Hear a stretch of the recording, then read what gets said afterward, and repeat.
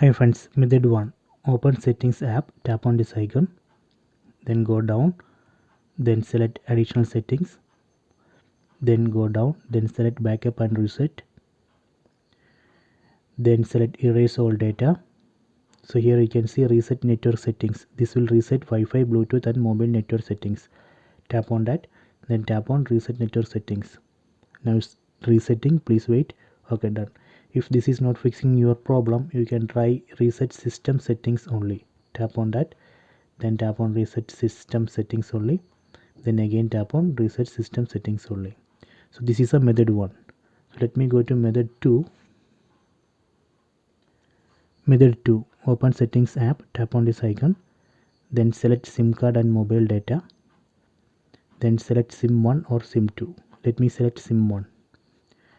Then select access point name.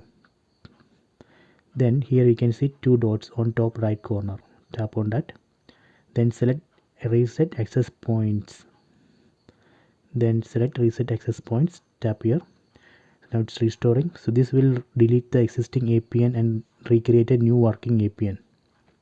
So this is a method 2. Method 3. Open settings app. Tap on this icon. Then select SIM card and mobile data. Then select SIM 1 or SIM 2.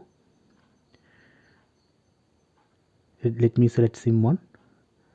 Then we need to disable, then enable the SIM card. After that, we need to make sure that data roaming has enabled. So here you can see data roaming option. See data roaming, make sure that this is enabled. Then preferred network type, this should be auto or 4G, 3G, 2G and 5G.